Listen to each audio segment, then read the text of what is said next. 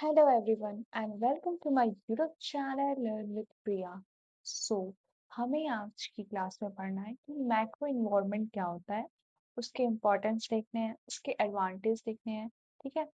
तो क्योंकि हमने इससे पहले की क्लास में पढ़ रखा है कि माइक्रो इन्वायरमेंट, ठीक है, क्योंकि ये हमारे मार्केटिंग इन्वायरमेंट्स के पार्ट है, माइक्रो और मैक्रो। इसमें हमने माइक्रो ऑलरेडी पढ़ लिया है और आज की क्लास में हम मैक्रो इन्वायरमेंट देखेंगे। तो चलिए स्टार्ट करते हैं। थोड़ी बहुत इन्फॉर्मेशन हमें ऑलरेडी है कि मैक्रो का मतलब क्या होता है, जो चीज़ हमसे क्लोज नहीं होती है, बाहरी सारे एक्सटर्नल फैक्टर्स को कहते हैं। तो चलिए स्टार्ट करते हैं। एज ए थ्योरी हम देख लेते हैं कि थ्योरी के अकॉर्डिंग हम क्या समझते हैं मैक्रो इन्वायरमेंट के बारे में, ठीक है।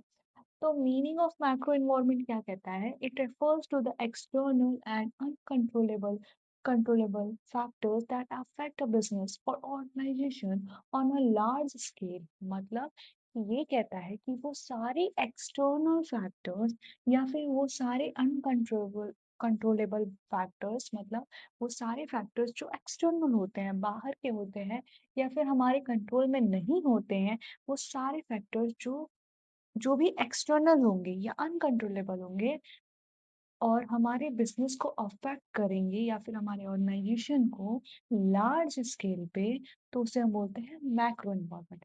माइक्रो का हमने समझा था ना, माइक्रो और मैक्रो एक हमारा सब्जेक्ट होता था। माइक्रो क्या कहता था कि हम एक चीज पे बात करेंगे, किसी एक एरिया पे, किसी एक जगह पे, किसी एक चीज के। लेकिन मैक्रो क्या करता है, पूरी चीजों के बारे में, पूरे वर्ल्ड, पूरी सारी चीजों के बारे में पढ़ता था।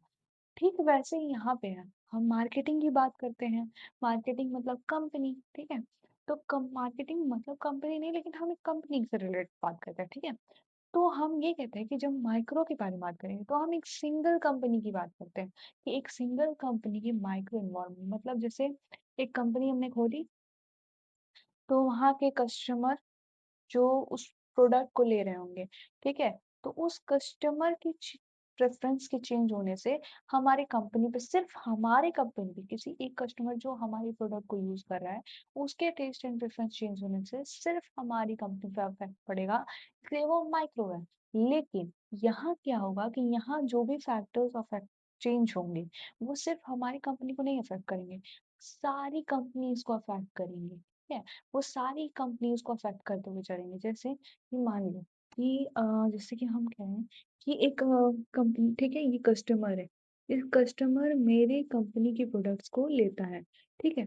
लेकिन ये इसके चेंज हुई, इसका जो माइंड है, माइंडसेट, वो कहा कि अब हमें दूसरा कुछ लेना चाहिए, ठीक है।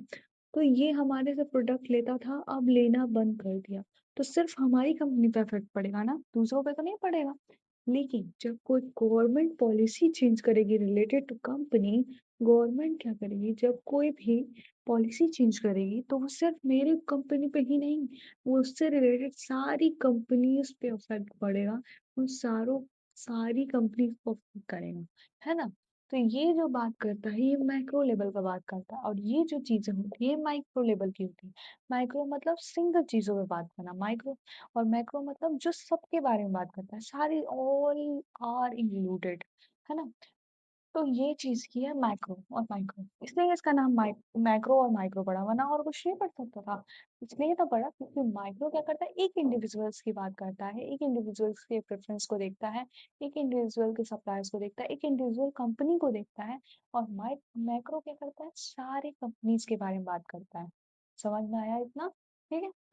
तो ये क्या करेगा, ये लार्ज स्केल पे अफेक्ट करेगा, मतलब कि जो भी फैक्टर्स अगर चेंज होंगे या जो भी एक्सटर्नल फैक्टर्स चेंज होंगे, वो सिर्फ किसी एक ऑर्गेनाइजेशन को नहीं, सारी ऑर्गेनाइजेशन, सारी कंपनी को अफेक्ट करेंगे, ठीक है, लार्ज स्केल पे। These factors influence all companies, इसलिए हम यहाँ पे क्या करें, ये सारे फैक्टर्स सारी कंपनीज को इन्फ्लुएंस करेंगे और सारे इंडस्ट्रीज को, नॉट जस्ट वन बिजनेस, किसी एक बिजनेस को नहीं, सारे बिजनेस को। समझ में आया? इसलिए इसका नाम क्या पड़ा, मैक्रो इन्वायरमेंट। अब यहाँ इम्पोर्टेंस देख लेते हैं, हेल्प्स इन प्लानिंग। प्लानिंग का मतलब क्या है कि अगर आप सारे इन्वायरमेंट है, हमने मैक्रो इन्वायरमेंट देखा है, तो इसमें हम सारे एक्सटर्नल फैक्टर्स देखते हैं, ठीक है। यहाँ पे एक क्या बोलते हैं, अभी वैसे इसमें बताया नहीं है फैक्टर्स, लेकिन मैं फैक्टर्स बताऊंगी आगे, हमने ऑलरेडी पढ़ा भी है। पिस्टल,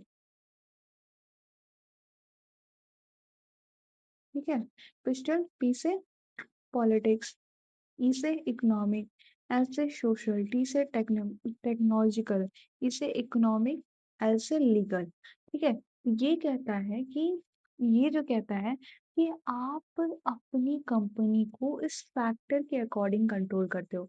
यही है एक्सटर्नल फैक्टर्स। यही क्या है हमारे एक्सटर्नल फैक्टर्स।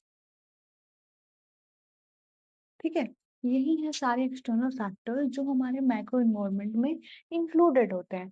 और ये मैक्रो इन्वायरमेंट के जो एक्सटर्नल फैक्टर्स होते हैं, यही क्या करते हैं, इन्फ्लुएंस करते हैं हमारी सारी कंपनीज को। जैसे मान लो कि गवर्नमेंट है, ठीक है, गवर्नमेंट ने क्या किया, political, economical, social, technological, government, government नहीं है ये, थोड़ा सा मैं भूल रही हूँ उसको मैं यहाँ, ठीक है। अभी फिलहाल ऐसे ही जान लो कि गवर्नमेंट है, ठीक है।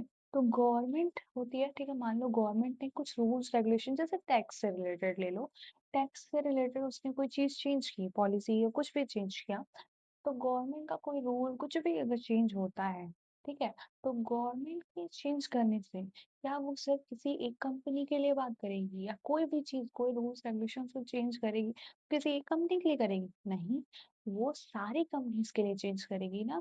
तो वो सारी कंपनीज के लिए चेंज करेगी, इसलिए वो क्या है, मैक्रो। क्योंकि उसने किसी एक कंपनी, किसी एक इंडिविजुअल के बारे में नहीं सोचा, उसने सारे के बारे में सोचा, सबके बारे में सोचा, इसलिए वो क्या है, मैक्रो। ठीक है, क्योंकि हम यहाँ पे ये समझेंगे कि हमें कैसे अपॉर्चुनिटी, रिस्क, ये सब चीजें मिल सकती हैं, तो हम इन सब चीजों को जानेंगे, है ना, पॉलिटिकल, लीगल, इकोनॉमिक बेसिस पे सारी कुछ को देखेंगे। तो वही यहाँ कहता है हेल्प्स इन प्लानिंग। प्लानिंग में हेल्प कैसे करता है कि अगर मान लो आपको पॉलिटिकली चीजें पता हो कि क्या होने वाला है आगे पॉलिटिक्स से रिलेटेड, जैसे अभी मान लो जिसकी भी गवर्नमेंट है वो कुछ और चीजों को कंट्रोल कर रही है, तो किसी और चीज की डिमांड, किसी और प्रोडक्ट की डिमांड ज्यादा है ना। दूसरा हो सकता है आपको पता हो कि आगे चल के जो पॉलिटिक चेंज होगी, जो गवर्नमेंट चेंज होगी, उसकी डिमांड्स कुछ और हो सकती है, वो कुछ और चीज़ों पे काम करेगा, तो मुझे उसके अकॉर्डिंग चेंज करना है। तो ये क्या करता है ना, ये हमें हेल्प करता है प्लानिंग करने में, स्ट्रेटजी बताने में कि हमें कैसी चीज़ों को कंट्रोल करना है, अपने प्रोडक्ट को चेंज कर सकते हैं हम।